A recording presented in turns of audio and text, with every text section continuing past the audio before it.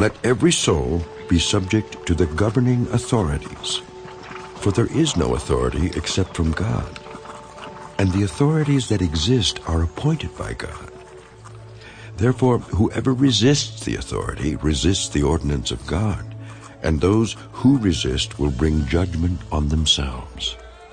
For rulers are not a terror to good works, but to evil. Do you want to be unafraid of the authority? Do what is good, and you will have praise from the same. For he is God's minister to you for good. But if you do evil, be afraid. For he does not bear the sword in vain. For he is God's minister, an avenger to execute wrath on him who practices evil.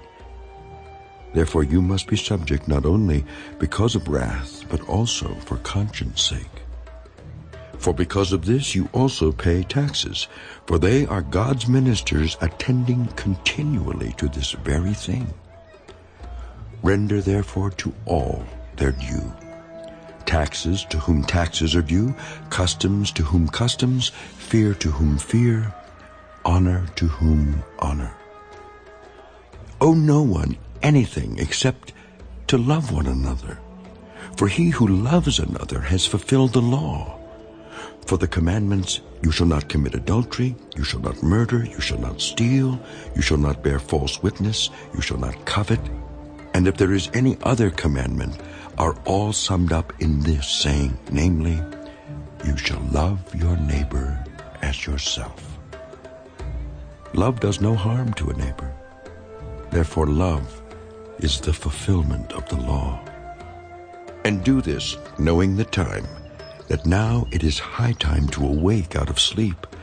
For now our salvation is nearer than when we first believed. The night is far spent, the day is at hand. Therefore let us cast off the works of darkness, and let us put on the armor of light.